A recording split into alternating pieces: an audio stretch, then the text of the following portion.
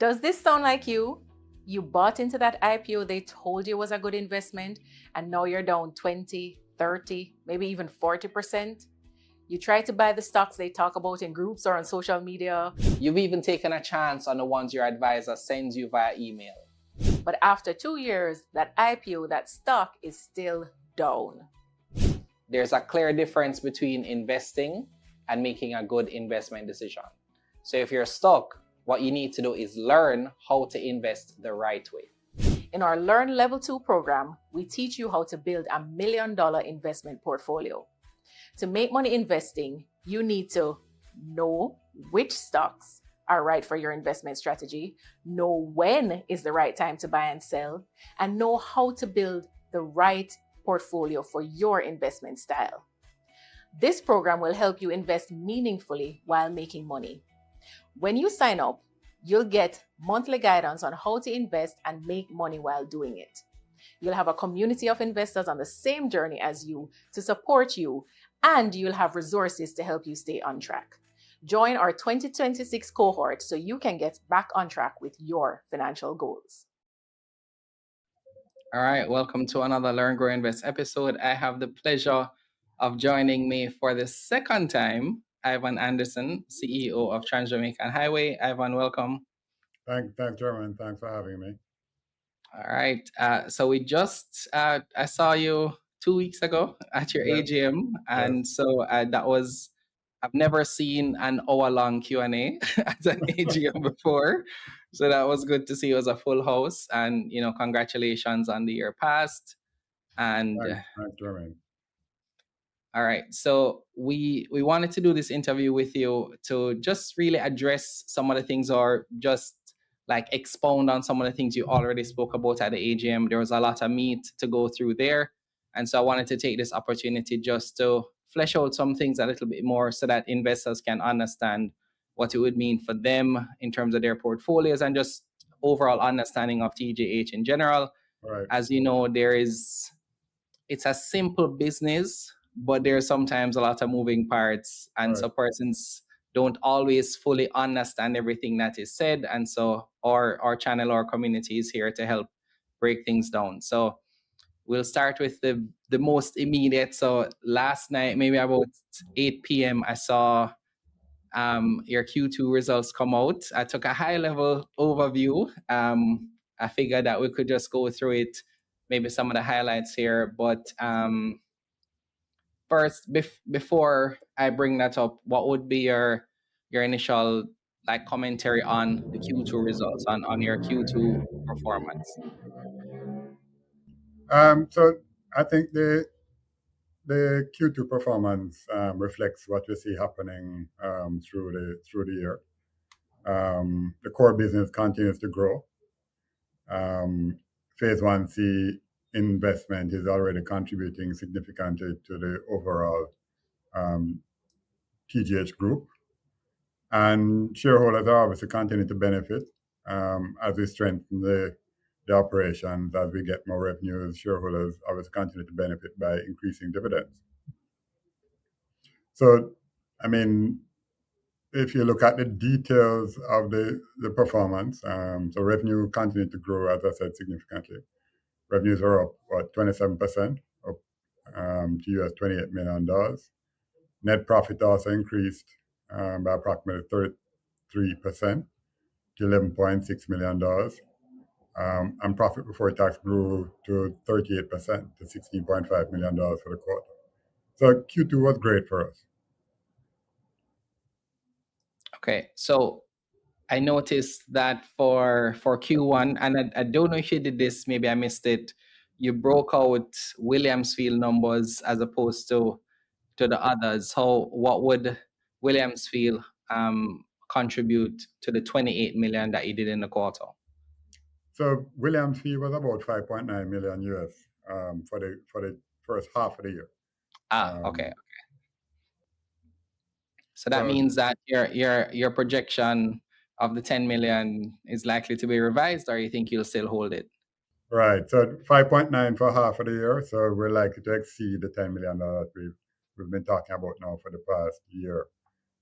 So our projections for Williams Field for this year, based on what is happening for the first 2 quarters, is likely obviously to exceed what we had anticipated originally. Okay. I was trying to determine like a best quarter because I looked at the instrument summary on JC and I tried to see like a pattern. I couldn't really see one. I don't know if like, because interestingly enough, we've had maybe like some things happen in particular quarters. So for example, Q4 last year, we had Hurricane Melissa, so we didn't really see the full potential of that quarter. But would you say that the second half of the year is likely to be better than the first half? Right. So typically for us, what happens is we actually get to a peak at Christmas. So fourth quarter is typically the strongest. And then we have a kind of leveling off. If you look at our 3-month moving averages, it kind of levels off between the beginning of January to about the middle of the year. And then we pick back up again as we move into the second half of the year, again going up to another peak at the end of the year. So typically, that's how our traffic typically behaves. Okay, so that means for the first half, we're seeing almost 25 million. And I remember when I was speaking to you at the AGM, I was asking you, is 50 million profits for the year possible? Based on what you're saying, it looks like it may be, or is it too early to say? So it is obviously the trend that we're moving along. It's probably very likely to happen. So I think it's very, very, very possible. Okay. So based on the same numbers here, right? So finance costs have gone down because you've been paying down the preference share.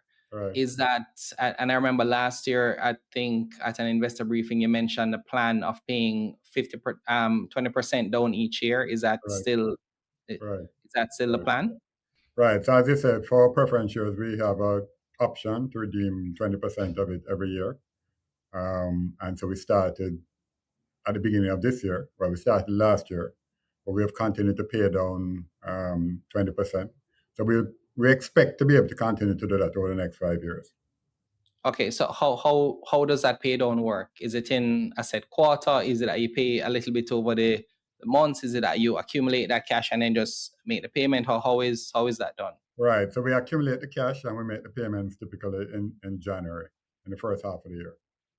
Okay. So has the payment for this year been made already? Yes. It was made in January, I think it was.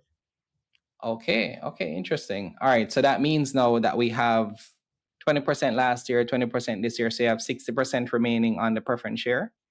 80%. So I think 80%. We actually started a little bit early last year. So you remember the discussion we had at the AGM about bringing everything back in line. So we paid, I think, 15% this year to bring it back to the 20%. So this year should have really been our first year. Okay. Well, okay. All right. That makes sense. Early last year. Okay. So that means, so help me to understand what that looks like. If all goes as planned for the next 4 years, you'll do 20% each year. Right. When that is now cleared up, I mean, a few things may change between now and then, but assuming that nothing changes in terms of your debt position, what would that clearing of that debt do for the business overall? So obviously, it would mean that the preference shares have now been fully repaid, and obviously it means that the debt will just continue to come down. The preference shares, when issued, are approximately $27 million at the beginning. So it would mean that by that time, the entire preference share portfolio would have been removed from our debt profile. So that would mean then, and I know I'm jumping the gun here, Ivan, but bear with me. Would that mean at that point, for example, that cash should be now freed up to maybe add to that pool of potential funds to be paid as dividends to ordinary shareholders? Absolutely.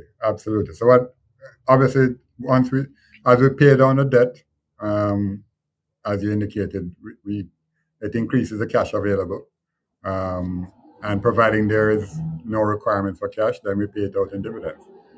We gave certain targets, remember, in our IPO, which was based on that gradual paying down of the debt and the gradual increasing of the dividends paid out over the life of the project. So on that note, Ivan, what you said, I was going through the prospectus the other day. Right. You really put a lot in that document. Like Right. there's so much that you shared about what you are planning to do over the last few years that I think it's completely like people don't value how much you actually put in the prospectus. I actually, thought I would just go through it maybe live here on this channel because there's so much there. And it was, I think if I remember correctly, almost 300 pages. So you had a financial projection section where you outlined a lot of the things you plan to do, what you expected revenues to be, what you expected the dividends to be, and traffic volumes, etc. So it was quite detailed.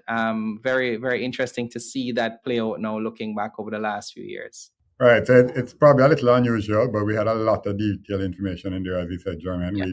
We projected traffic, we projected revenues, we projected expected dividends, we projected expected dividend yields. So we provided the potential shareholders at the time an opportunity to understand the business and understand what we anticipated going forward. And we're doing better. So if you look at the revenue that we are projected in the in the prospectus, we're actually doing better in terms of revenues, doing better in terms of profits than we actually projected at the time. That is what I'm noticing for sure. But what I'll do is let me let me take it back to Q2. There are a couple of things I wanted to ask you here in terms of, so you mentioned, so the first time it really stood out to me, this concept of your restricted cash was last year at one of the investor briefings when you outlined, we're talking about the GOJ, the fact that you weren't able to generate revenue for those 11 days, I believe it was. Right. And you mentioned this concept of your restricted cash, what it does for you, what it means in terms of you being able to take care of your operations and still meet your dividend obligations. Talk to us about the restricted cash, what it means, how do you go about determining the amount you keep, and what does that mean in terms of how investors should look at that cash being stored? Because why not just, add that to our dividend pool or something like that? Right. Important point, Jermaine. So the restricted cash actually has two components. So in order to make sure that we have, we protect our operations, we have a number of different buckets within that restricted cash. So we maintain restricted cash to make sure we can cover, for example, our interest payments and our principal payments on our loans. So debt service coverage. So we have a bucket to cover debt service coverage looking forward. Similarly, we have a bucket to cover maintenance of the operation going forward, major maintenance. So, for example, in the major maintenance bucket, we keep 100% of the major maintenance that we're doing for this year, plus 50% of what we expect to do next year, plus 25% of what we expect to do the following year. So we have a bucket for debt service coverage, we have a bucket for major maintenance, and we have a bucket for operations. So all of that makes up one sub bucket within that restricted cash. So that bucket is about maybe a little in excess of 30 million US. And then in addition to that, we also have our dividends, the money that we set aside to make dividend payments. So those two things are what make up that 94 or $95 million in that restricted cash bucket. I'll ask this question, and I'm sure you have a good reason for it. So based on how much cash you're keeping for maybe the next 2 years, you would say dividends, etc. Why not, for example, pay down the preference share early, or just completely clear all your debts, and now you'd be able to now have all this cash that would, for example, go to finance costs, would no longer need to go there? Is it just like a best practice to keep it, or is just a preference that you have? Right. So the cash that we have for the debt service coverage, for the major maintenance reserve, for the operational reserves, those are stipulated in our agreement with our bondholders. So they stipulate how much cash we need to maintain. In relation to the preference shares that you were talking about earlier, so the preference share agreement has certain provisions which allow us to pay down the preference shares. The amounts that we have for the dividend in the dividend pool is what we're now looking at using, and we'll talk about that later. If we are able to, for example, extend the concession agreement, then we're going to need cash to do that. But this gives us a pool of funds that we could use to do the additional projects, to extend the concession agreement, to carry out any of those things that we talked about at the AGM. Okay, yes, we're definitely going to talk about that later, because I was going to ask you, what does it look like in terms of financing the concession agreement renewal? But it's too early for that one. So in terms of just understanding a business like TransJamaica, for example, let's say that somebody wanted to get an understanding of how you go about like managing things like cash, managing your operations, managing expenses. What's your like philosophy as it relates to that? Well, so as we talked about it earlier, any cash that we don't need for our operations is cash that we set aside for paying dividends to shareholders. What shareholders would have seen is as we build up that cash, we begin to pay it out to the shareholders. So this year we paid out 13 million US of dividends in the first half of the year, which is 30% more than we did last year. And that reflects the profitability of the business. So as the business is more profitable, all of that money then goes into paying out dividends in the subsequent year or in the subsequent quarters. Okay. So, I mean, really, because I've seen conversations about persons concerned, for example, about, TransJamaica's overall debt, for Right. example, trying to balance this idea behind, why pay so much dividends up front versus just clearing it at first. And of course, the shareholders who receive dividends are happy, but then there are persons who may be looking at certain ratios to say, are you still carrying too much debt? How do you balance that? Right. So a fundamental issue for us is looking at, we talked about it earlier, the debt service coverage, our ability to cover our debt service coverage. So in our agreement with our bondholders, we set certain minimums in terms of how much cash should we have to be able to cover that debt.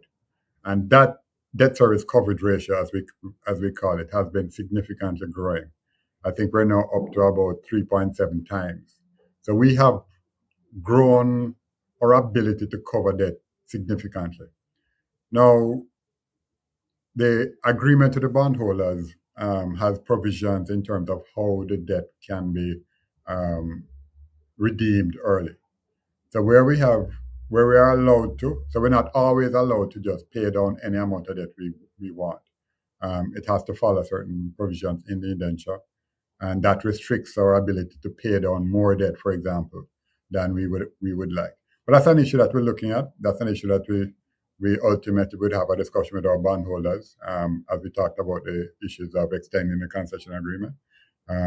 But that's an issue that we have to deal with. Okay, but based on how you manage things like the debt service coverage ratio, you're confident, for example, that barring any extended disruption, you can meet those obligations. Business is still growing, so you're generating more cash, and so you're finding this balance, you think, between paying shareholders through dividends and then still meeting your debt obligations while still being prepared and flexible for any opportunities that may come up. Absolutely. So that's what we talked about, the restricted cash. So the funds that we hold, say if we were to shut down, for example, we would still have funds to allow us to make those interest payments, those principal payments, maintaining the highway and operating without any inflows, actually. Okay. That's why we keep the restricted cash. Yeah. And okay. It's like your emergency fund, pretty much. Exactly. Okay. The emergency fund for debt service coverage, I think, is 1 year. So we have 1 year of interest and principal payments sitting there to meet those obligations. Okay. So you mentioned, and the last thing I'll say about the Q2 side is you have these key drivers for growth that led to the 28 million. And is it safe to say that's the most revenue you've done in a quarter? Absolutely. Yes. So we, as you indicated, that's the most revenues we've done. We've continued to grow our traffic. In fact, we continue to grow our traffic compared with the free roads. So we constantly look at how much traffic we have, for example, on the Portmore Causeway coming into Kingston, and how much traffic is leaving Portmore, which is going the other way via Mandela. So we constantly look at that mix, and we're actually continuing to grow the amount of traffic that we are able to attract via the causeway as against via people going out via Mandela. Similarly, we look at out by Vineyards, traffic coming into Spanish Town on Old Road versus traffic on the Vineyards leg. We're at the highest ever. We're now close to 50% of the traffic that's coming into Kingston is using Vineyards versus using the Old Road. At Portmore, we're up to about 55% of the traffic using the highway, using the causeway versus going out through Mandela. Okay, interesting. So you mentioned 3 key growth drivers. So continued traffic growth, which you just commented on, increased T-tag penetration, and then of course the Williams Wheel would have added the 5.9 million. Talk to me about the T-tag penetration, because what I heard at the AGM is that you're pretty much at the point where this is the most you've seen in terms of usage. What does that look like? What does the future look like? Do you see 99% adoption? Because of course you have some persons who think that in Jamaica you may not have everybody going that approach, but what's the ceiling do you see for that?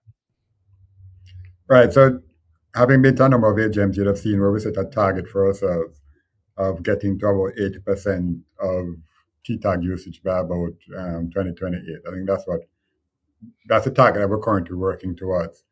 As at June, we were probably at about 55, 56%.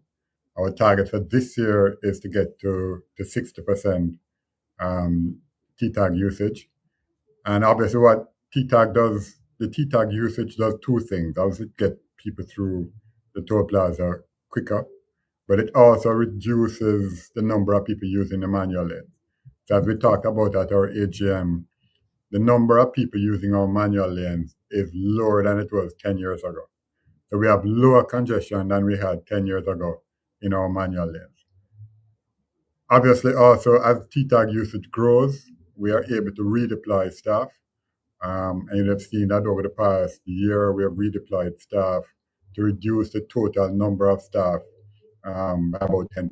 So what we have done is to use people that we're redeploying from the existing agreement, what we call it 1A, 1B sections of the highway, Kingston to Maypen, and using those people now in phase 1C.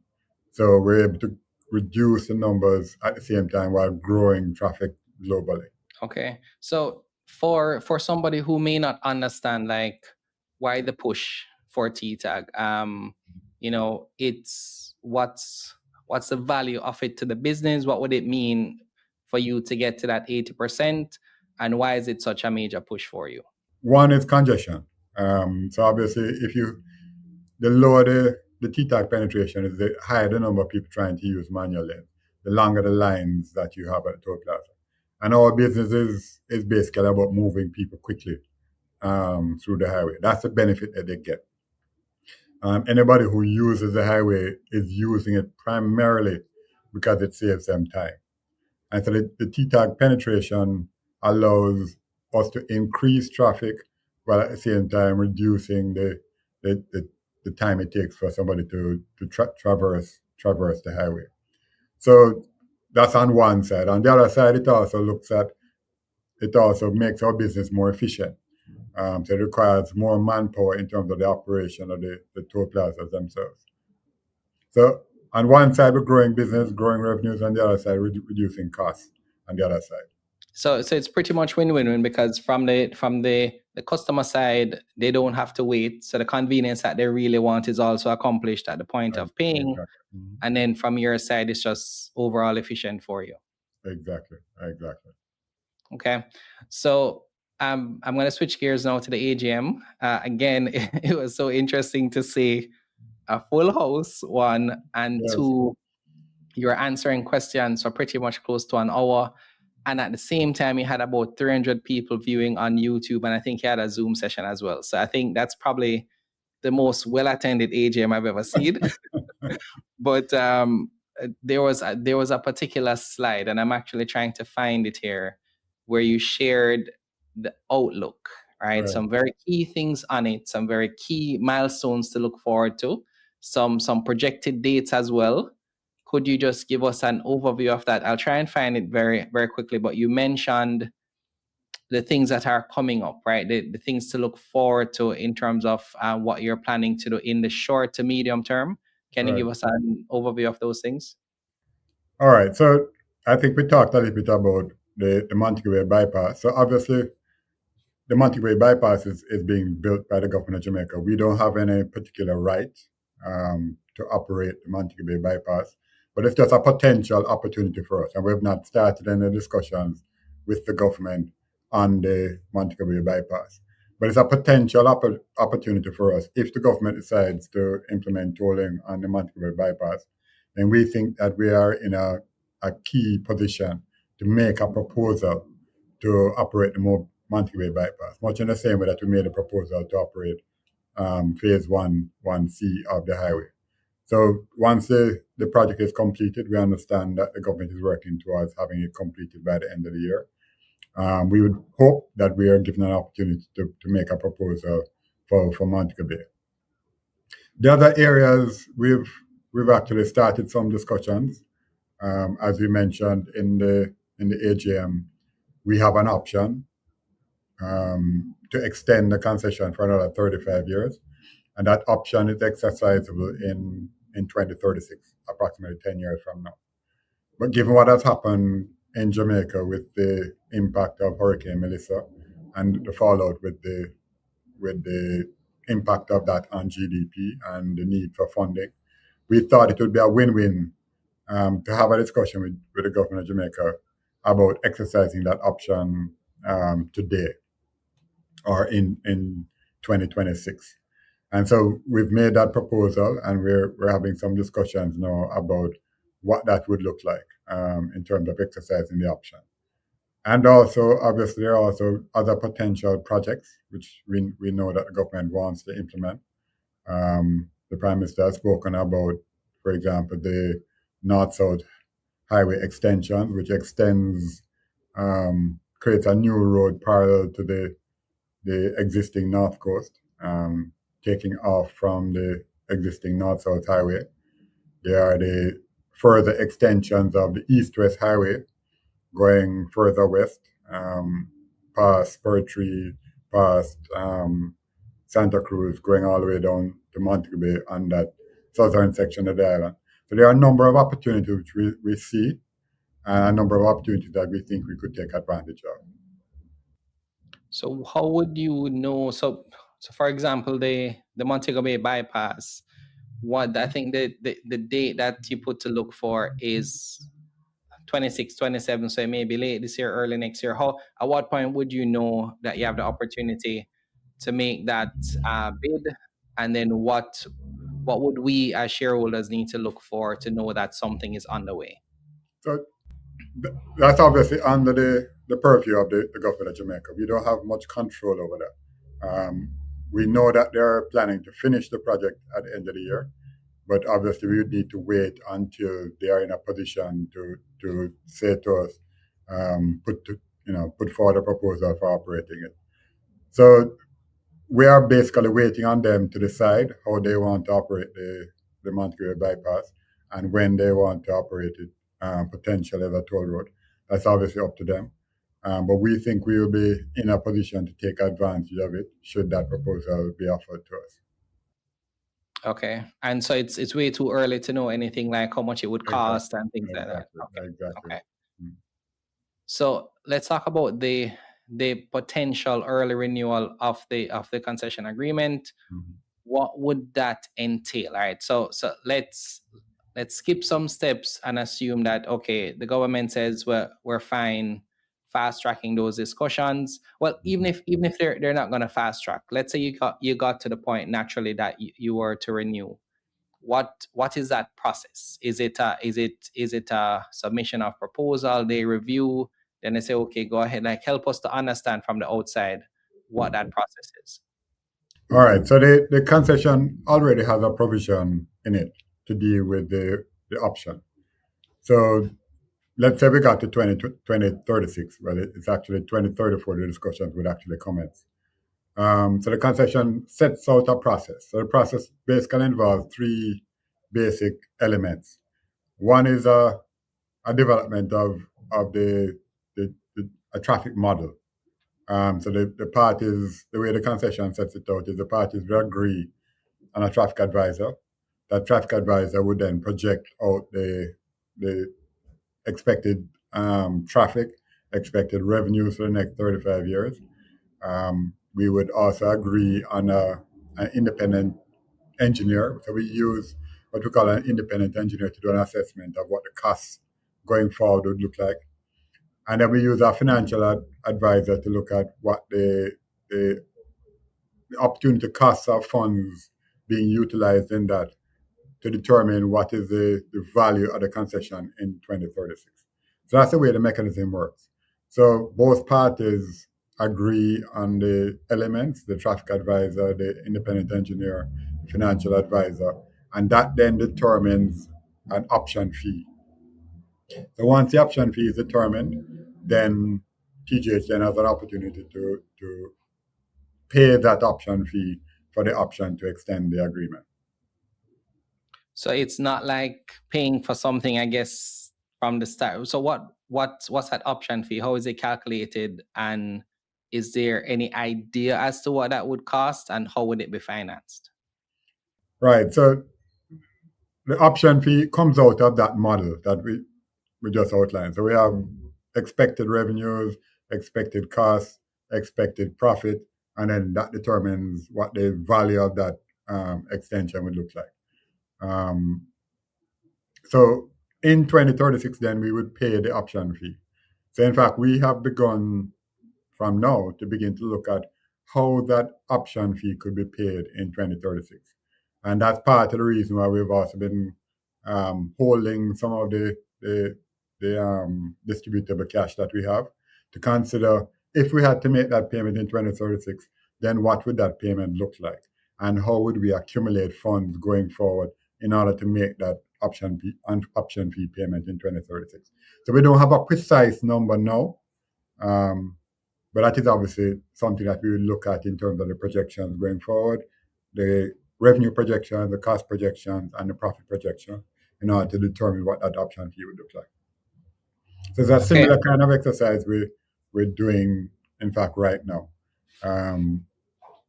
So looking at today, what would the likely revenues look like from 2036 going forward? What would the likely costs look like going forward? And what would that mean today? So instead of doing it in 2036, let's say you need to pay X dollars in 2036. What would that X dollars in 2036 look like today? Okay. What I was trying to determine is, could you possibly need to raise capital for that, or do you think you'll just have enough in cash for it? So if we were to do it today, then obviously it's something that we'd need additional cash for. So that would mean looking at various opportunities, either in terms of new equity or in terms of new debt. Do you have a preference between debt or equity? No, not particularly. Obviously, we've done in the 2020 IPO, we did about 225 million of debt through our bondholders and about 125 million of equity. So we did about a 70-30 split somewhere there about in terms of debt versus equity. And we probably would do something similar if we needed to do it today. Okay. All right. So what would that mean? This is my last question on the renewal. What would that mean now? So let's say all things go well, you go through that process, you make that payment. Does that, what what would a shareholder, what should they feel about the process until you know, and what would they need to know, think about once that is renewed? Or how do shareholders perceive that milestone? Is it something to anticipate and then be happy when it happens, or it's something that, it's business as usual, it's nothing to worry about, nothing will be disrupted in terms of like dividends or anything like that? All right. So from a company perspective, obviously, TJH has a limited life now. So the concession expires in 2036. So as at the end of 2036, currently, there will be no revenues past 2036. From a shareholder perspective, obviously, if we were to renew the concession, then the concession has a life going past 2036. It would go, in theory, up to 2071.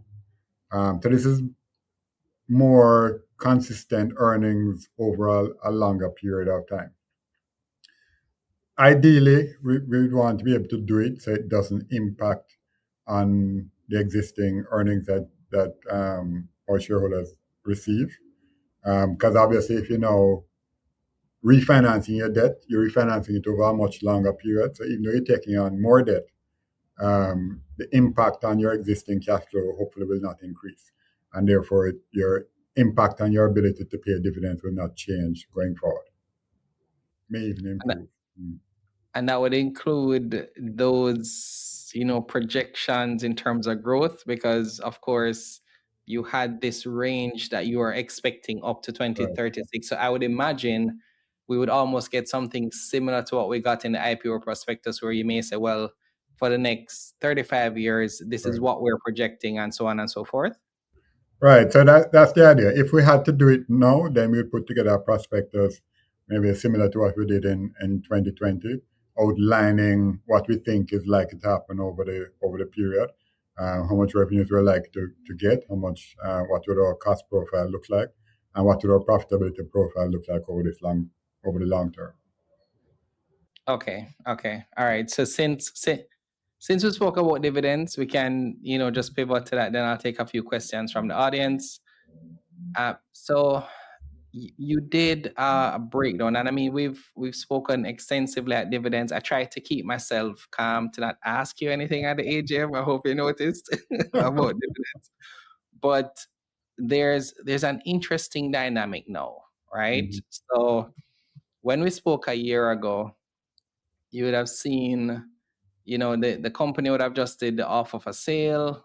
Price was, close to $4, I believe, at the AGM last year. I was kind of hovering around 360. We spoke about dividends, etc. At that point, it appeared to be, completely like a no-brainer in terms of like dividend yield, etc. But a lot has changed in a year, right? Almost 200% growth for your stock price in a year.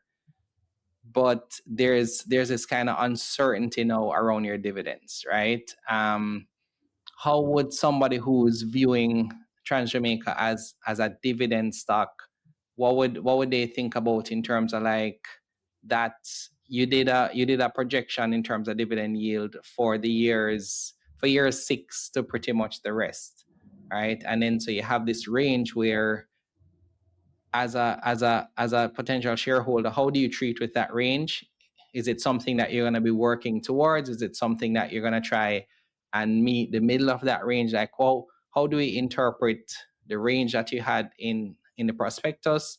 We've noticed that you've incrementally increased your dividends each year. Is that a trend that would normally continue? Like, how would somebody who is investing in TransJamaica specifically for dividends think about how you manage that process? All right. So as you said, in the prospectus, we gave some expected dividend yields. Again, remember that the prospectus dividend yields are based on the IPO price of the shares at 143, I think it was. So we gave some dividend yields in ranges, between 2020 and 2025, and after 2025 to 2036, where we would be in terms of dividend yields. I think based on where we are now, we're probably we're at about 20% using the original 143 IPO price. 141. Yeah. Yeah. So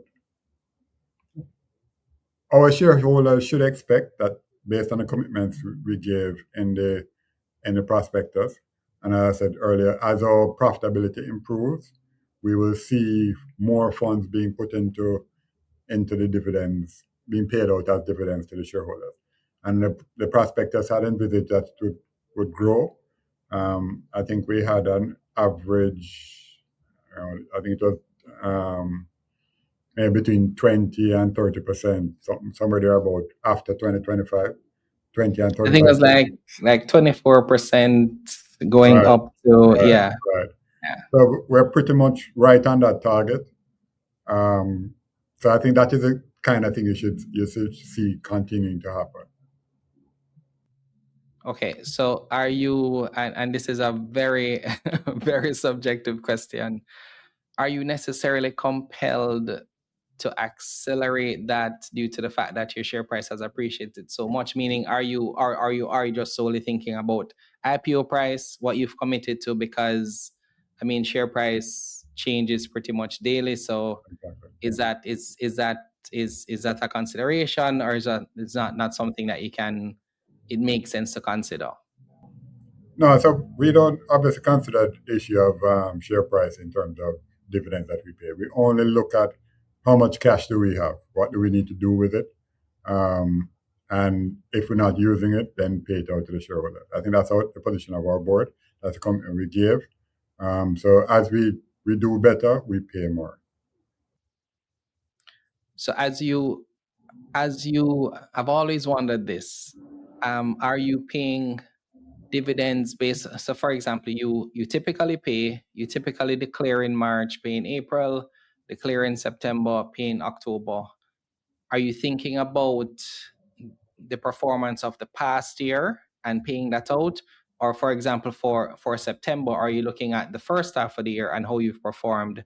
Or is it just at whatever point you are meeting to consider, you look at your overall cash and you're not necessarily trying to pay out from a particular period?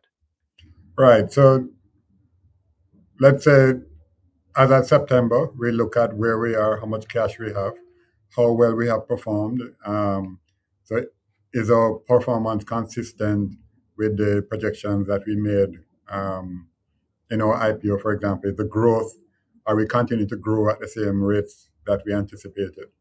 Are there any issues that may need cash? And if the answer to all of that is no, then we pay out the money as dividends. Okay. So if you were to make that decision right now based on how the first half went, based on everything that you know that could potentially come on stream, and considering what you had projected, are you starting to already think about what that payout may look like? Because it's really a month away. So obviously that's a decision that the board will review, and obviously it's going to review it in the context of everything that's happening, in terms of our discussions about exercising the option, etc. Because obviously, if we exercise the option, it may need some cash. But outside of that, then outside of the option discussions, I think we continue to improve. The performance continues to be improved. Profitability continues to improve, and therefore, I think the board would be keen on continuing to pay out more dividends. Everything else remaining constant. Yeah. So 3 years ago, our interview was, I believe, 2 years ago. I think it was close to the end of 2024. I don't remember right now. But we spoke about the potential for quarterly dividends. Is that something that maybe you've thought about since? Are you comfortable with the rhythm of twice per year? How do you think about that now? So it may have been 2 years ago. We gave a commitment to try and improve the number of times per year when we pay dividends. So at the time, I think we're at once per year. We're now up to twice per year. One of the continuing limiting factors is because we have so many shareholders. You may not be aware of it, but a lot of these shareholders still are opting to get checks. So we have, and unfortunately, a lot of them don't pick up the checks. So we have hundreds of checks that come back to us, and it's just a big administrative issue to continue while people don't mandate their dividends to be paid into their bank account. So as we gradually increase, people begin to increase the mandates, so money goes straight to the bank account. It makes the administrative side of it easier, and I think that will allow us possibly to increase the number of times we pay dividends. So I'm assuming it's almost like a T-tag situation where the more automated you can make the process, Exactly. the more you'd be inclined to do it. Exactly. The more simple the process is, the less administrative headache. Because it's a manual process now. I mean, when you send out so many hundreds of checks and them come back, then you have to go through, stop the checks, reissue the checks, and then you keep going around in that process.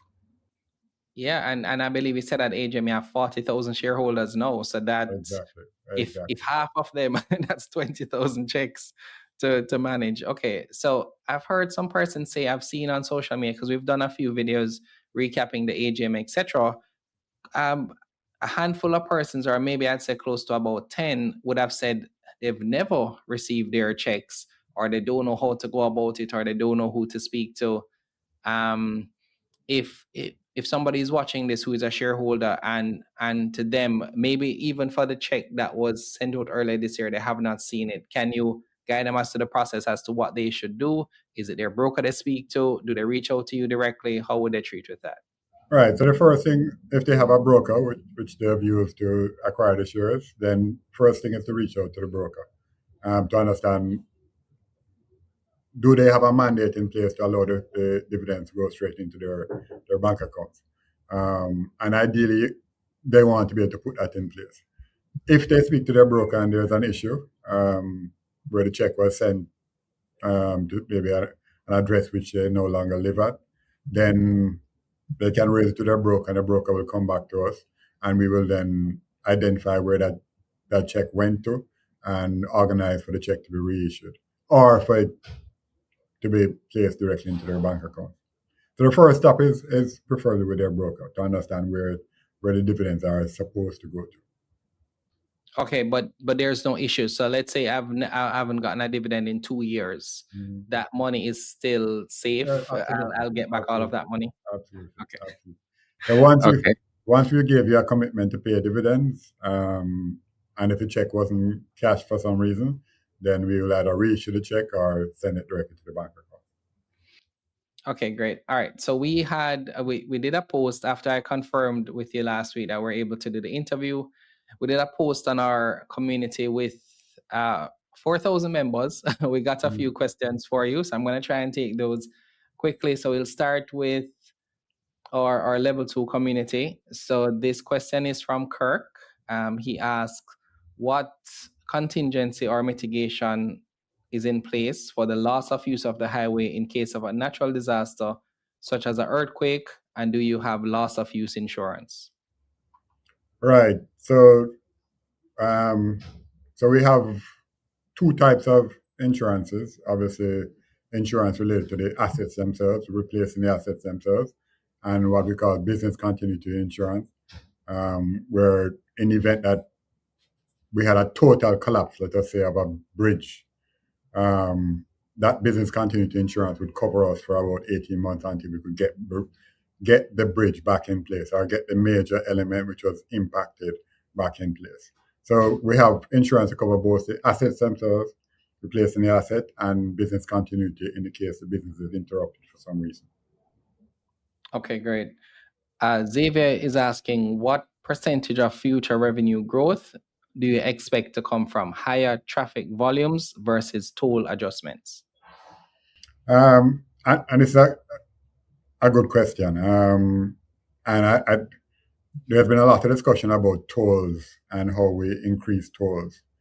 So as most people know that we have what we call toll caps.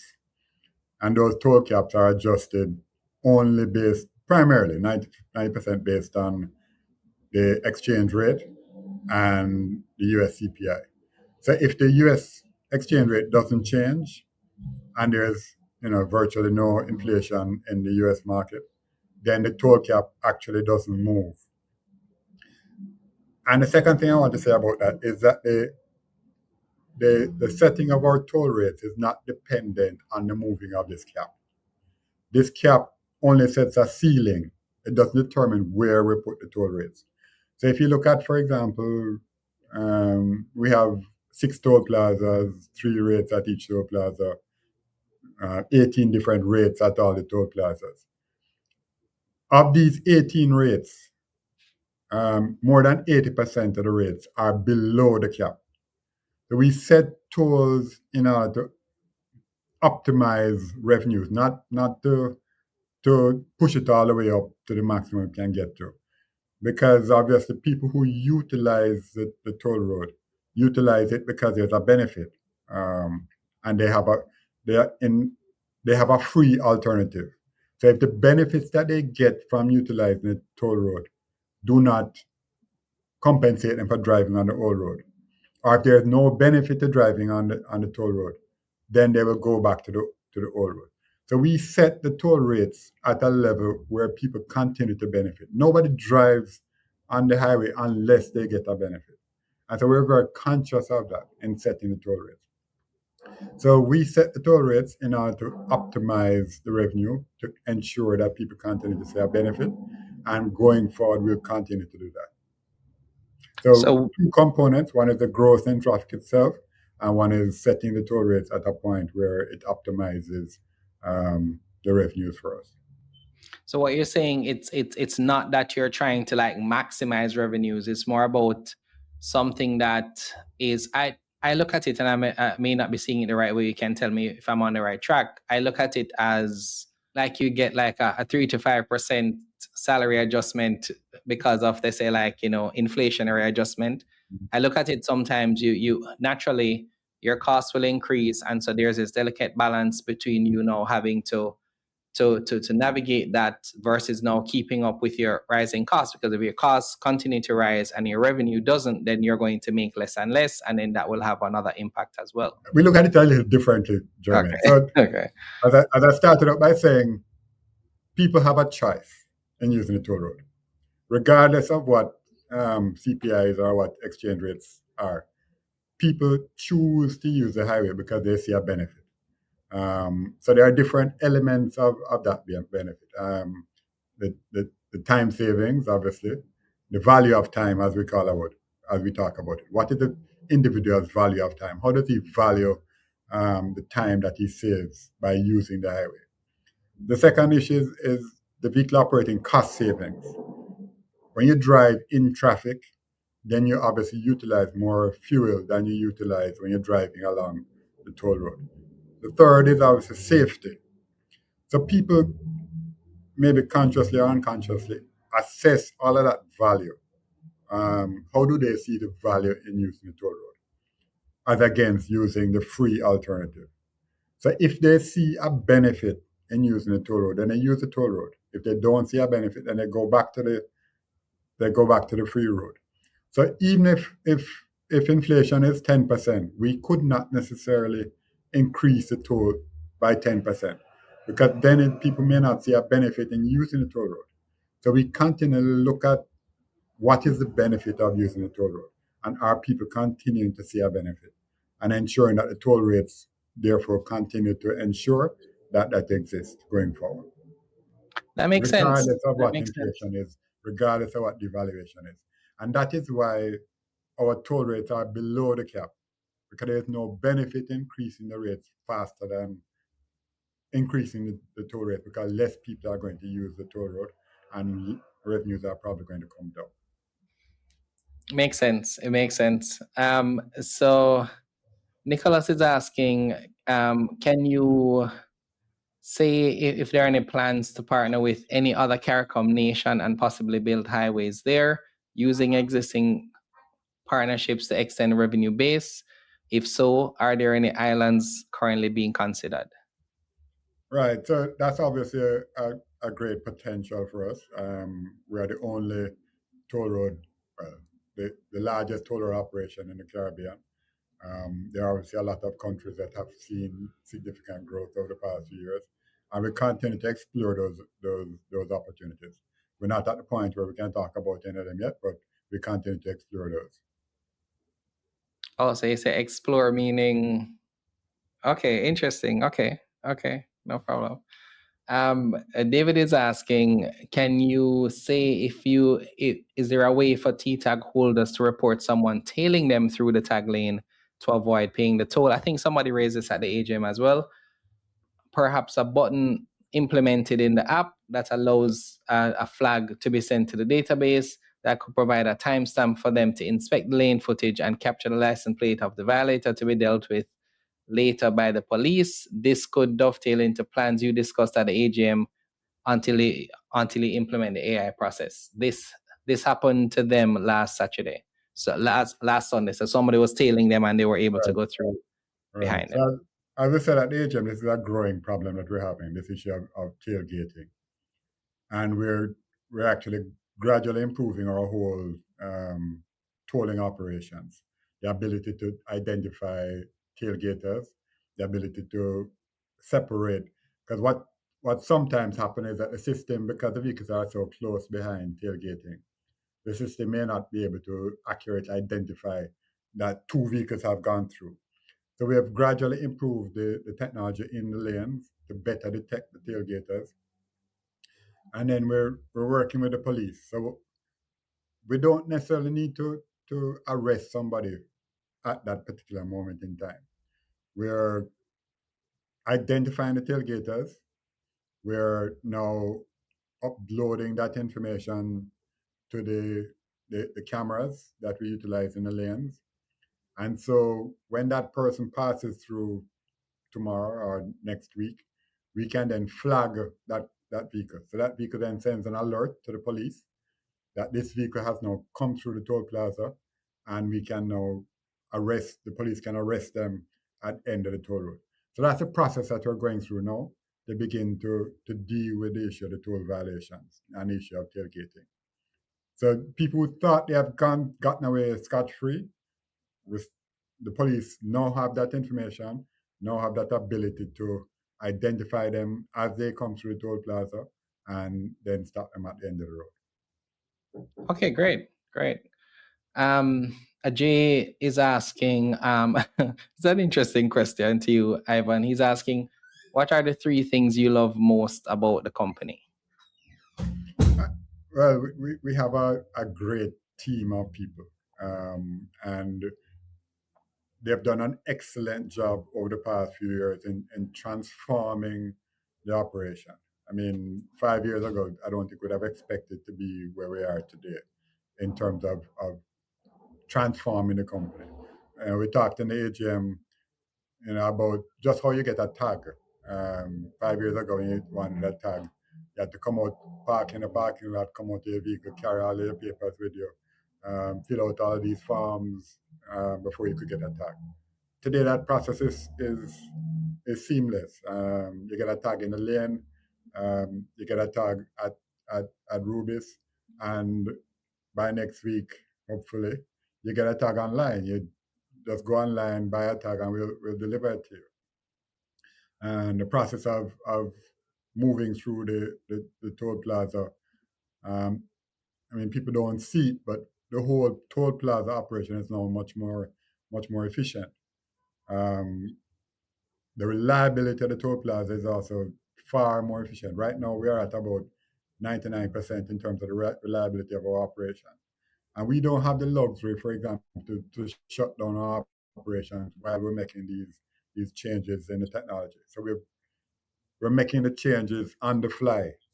So the performance of the company is improving, the technology is improving, the costs are under control, and our profitability is growing. So it's, we are very, very pleased in terms of what has happened over the past few years. I'm sure your shareholders are feeling the same as well. So I know we're on the hour. I'll try and maybe ask the 3 top questions that I think are probably most interesting based on everything that we have. We have about 20 more questions, but I won't do that to you, Evan. I will make it another AGM, right? So Mimi's asking, do you think the recent growth in share price is justified? as I said before, Jermaine, and when we had this discussion, we don't comment on share prices. We comment on the things that we have under our control. We talk a lot about where we see ourselves going.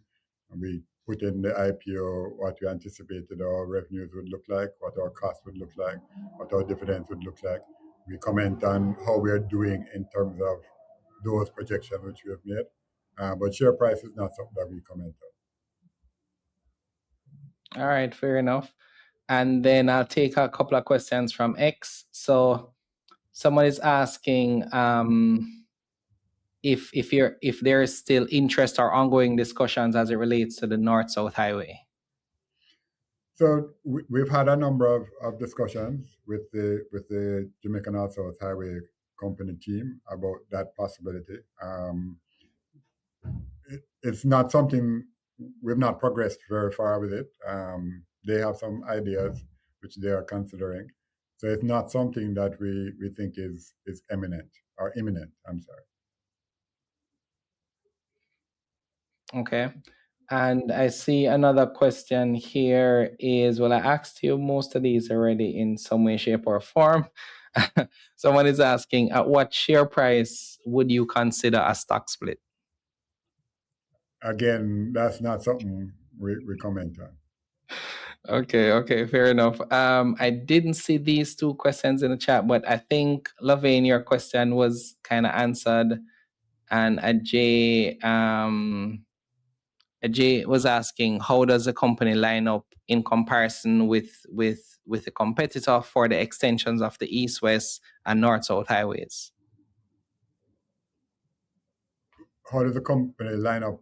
Yeah, I think maybe he's asking, I guess, maybe it's in relation to, is it like an open opportunity for everybody to kind of go for it, or I'm not sure. Ajay, you can confirm if you're still here. Yeah. Right. So we were talking earlier about the government's plans for extending the toll road network, and I think the government has talked about some of its own priorities for extending the toll road network. So we don't have any rights, any rights of first refusal for any of these projects, but we think that we are the largest, obviously, toll road operation in Jamaica.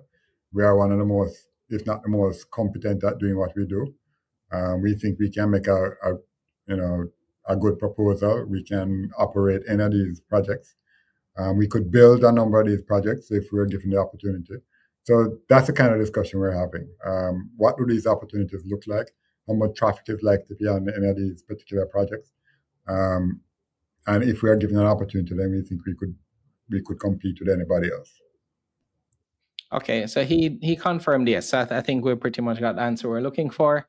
So Ivan, I leave it to you, right? Is there anything that you'd like to say, just based on everything that you've seen over this year? What would you leave with shareholders? So there are persons who, I must say that in the last month, I haven't had so many people reach out to me about TransJamaica, or DMs or messages, emails, etc. Like the video we did on the AGM review got 23,000 views. And so our DMs are flooded with questions about how to invest, etc.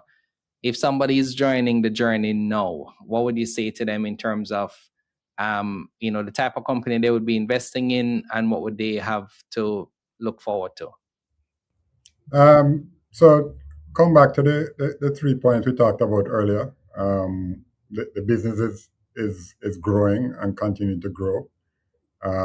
Our traffic is continuing to grow, which is driving revenues higher.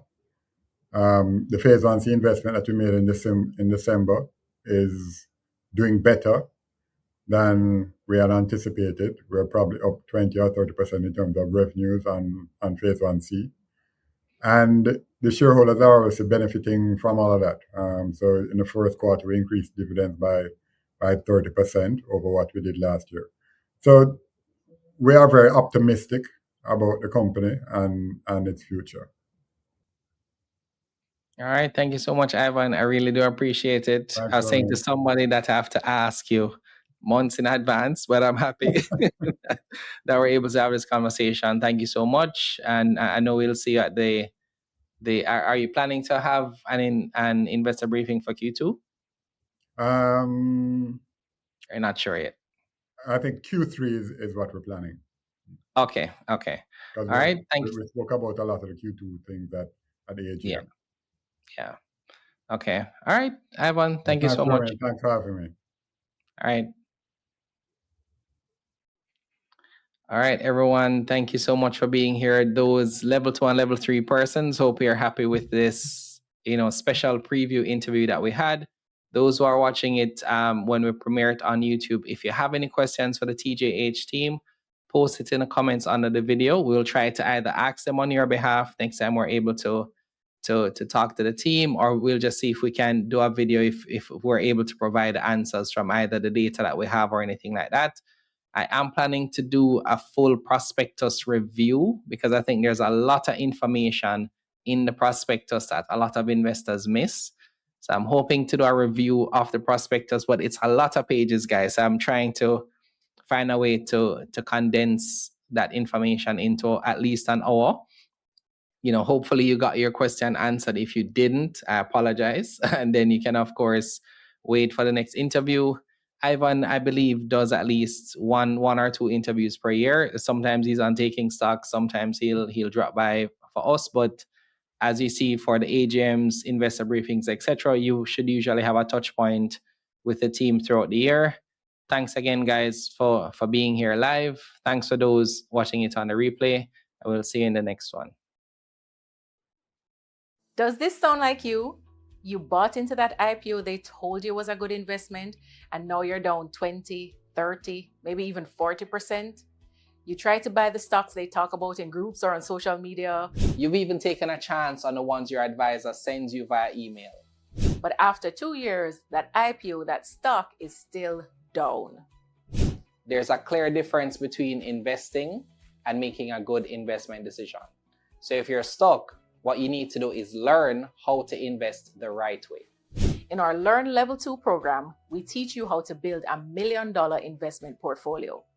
To make money investing, you need to know which stocks are right for your investment strategy, know when is the right time to buy and sell, and know how to build the right portfolio for your investment style. This program will help you invest meaningfully while making money. When you sign up, you'll get monthly guidance on how to invest and make money while doing it. You'll have a community of investors on the same journey as you to support you, and you'll have resources to help you stay on track. Join our 2026 cohort so you can get back on track with your financial goals.